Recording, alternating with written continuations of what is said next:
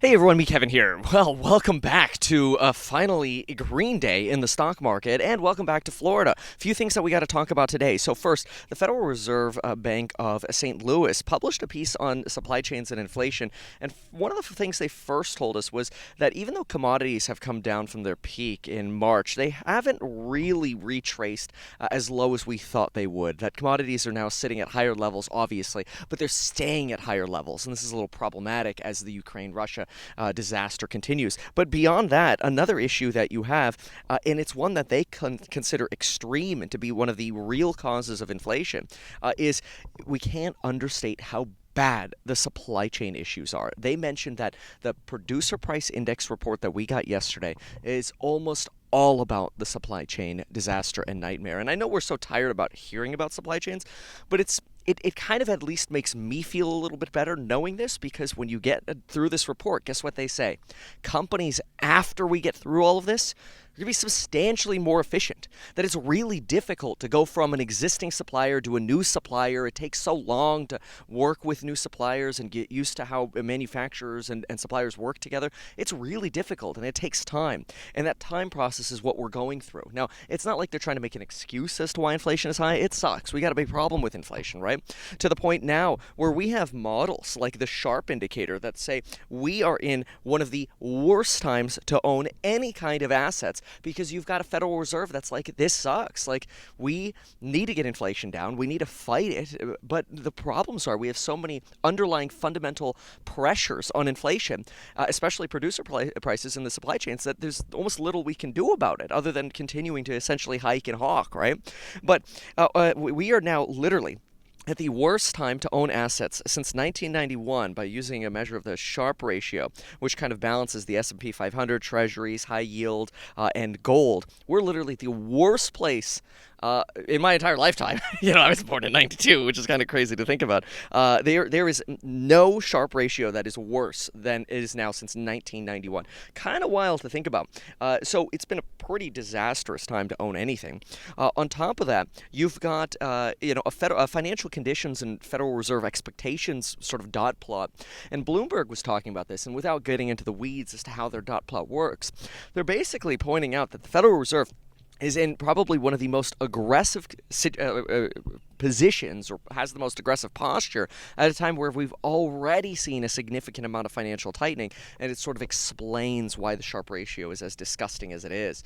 And I mean, look, we've all been feeling it, right? Everybody's upside down on everything, and we're finally seeing a little bit of a pushback. For example, Affirm's earnings call yesterday was absolutely phenomenal. I mean, you've seen Affirm yesterday, I think, swung from bottom to top yesterday, including after hours. That freaking stock moved 65%. Now, I mean, it's way down from where it was, so 65% is still like, who cares, right? It's still down.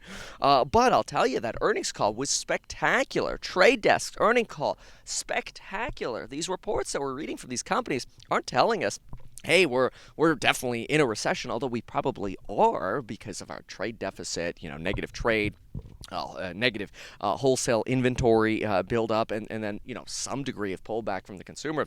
But beyond that, I mean, look at even Disney's earnings call. People are spending more money like crazy. People are spending more money on ads, which I'm surprised by, because you saw Uber talk about a pullback in ads. You've seen Amazon talk about how they overhired and maybe they got a pause. You see Meta talking about a pause. But part of me tries to isolate these things and wonder, like, hey, well, does Uber and maybe Facebook, are they having problems because they just had bad business models related to these employees? Like, it's sort of like with Robinhood. It's like, why'd they lay off 9% of their staff? Because, well, A, they probably overhired, and B, what were they doing? Maybe Vlad messed up there, right?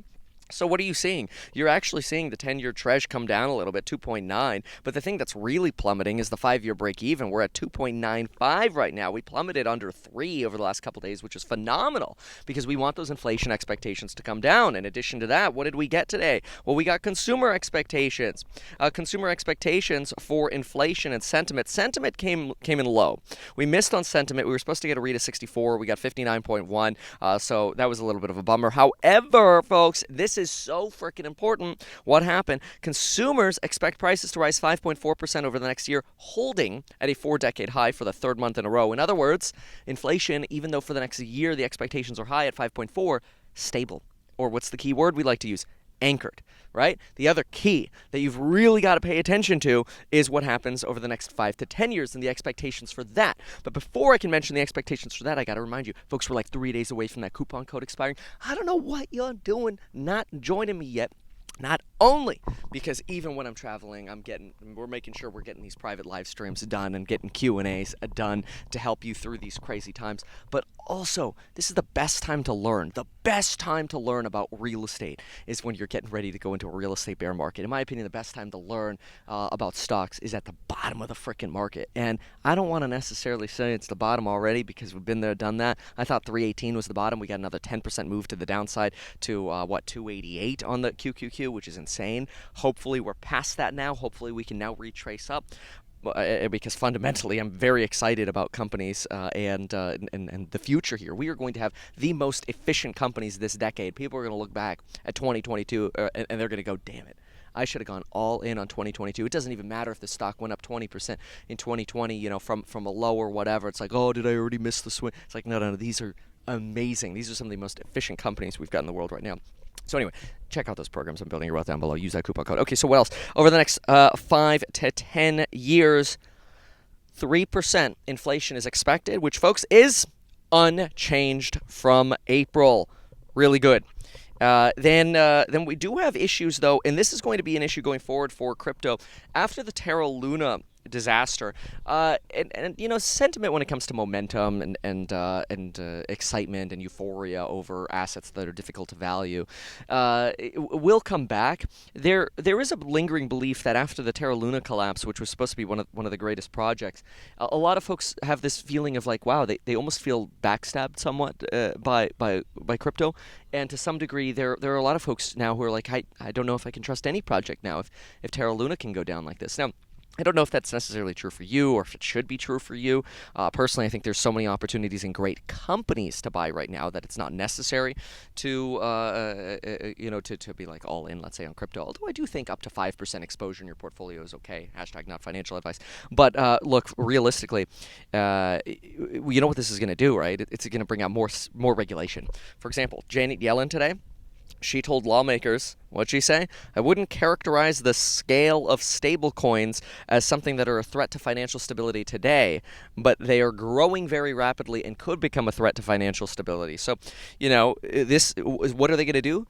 A lot more regulation coming to the stablecoins, which is what we need. But if it flushes out a lot of the debt, how's that going to hit valuation? So these are important things to think about. Now, all right, Ben. I'm doing a one take here, so don't screw up my video. Do you want to say anything? Follow Ben Mallah, by the way, if you haven't yet. We had a really great podcast yesterday. Check it out on his channel. But Ben, what do you want to tell people before I end this video? And if you screw up my video, I'm going to be pissed. I want to tell them that they need to watch Meet Kevin and go to Ben Mallah because we are here to help you. That's why we're here. That was good. Thank you. All right, everybody, you heard it. Go subscribe to Ben Mallah. Thanks for watching, and we'll see you in the next one. Bye.